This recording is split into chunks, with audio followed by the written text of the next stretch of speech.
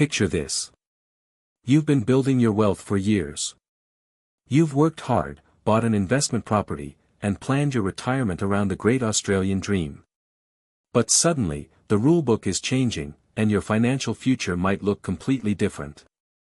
The recent federal budget dropped a bombshell that will reshape property investment forever. Starting from the 1st of July 2027, the government is radically overhauling negative gearing and capital gains tax. This is the biggest tax shakeup in decades. So, what is actually happening? Let's start with negative gearing. Traditionally, if your investment property costs more to run than it makes in rent, you take that loss and deduct it against your salary. It lowers your overall tax bill. But from July 2027, that safety net disappears for most established properties. If you buy an existing house today and it loses money, you can no longer use those losses to reduce the tax you pay on your regular wages. Instead, those losses are quarantined. You can only use them to offset future rental income, or to reduce the capital gains tax you owe when you eventually sell the property. It fundamentally shifts how everyday investors approach their cash flow. Now, before you panic and sell everything, there is a massive grandfathering clause. If you already owned an investment property before May 2026, you are protected. You can continue to negatively gear that specific property exactly as you always have. There is also a huge exception designed to boost housing supply. If you buy a brand new build, negative gearing works exactly like the old days. The government desperately wants more homes constructed, so they are heavily incentivizing new developments. Let's look at a simple example. Imagine you earn $100,000 a year and your established rental property loses $10,000. Under the new rules, you still pay. Without that sweet tax deduction, you have to cover that $10,000 shortfall entirely out of your own pocket. For average wage earners using property to build wealth, holding an established investment property is about to become significantly more expensive. But negative gearing is only half the story. The way we tax the profits when you sell an asset is also changing. Right now, if you hold an investment for 12 months, you get a 50% capital gains discount. From July 2027, that simple 50% discount is gone.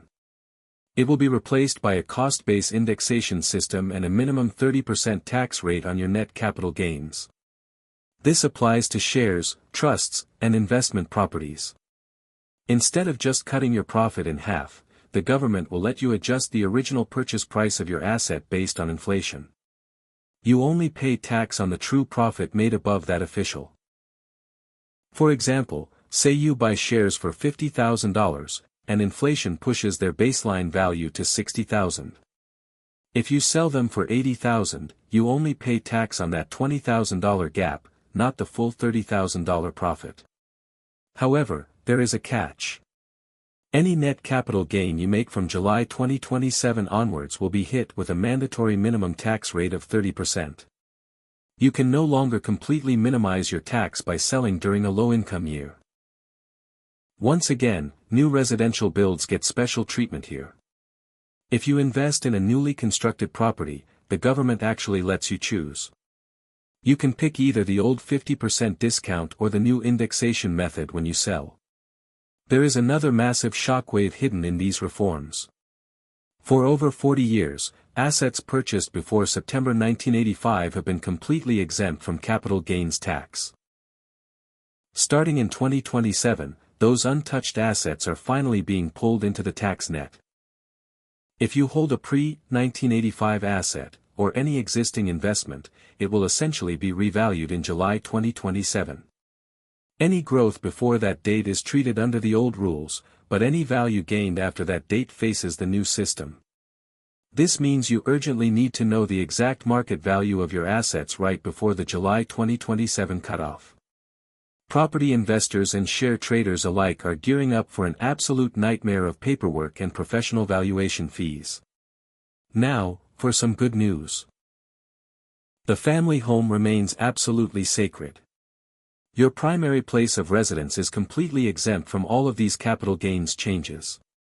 The new rules only target investment properties, shares, and other capital-generating assets. So, who wins here?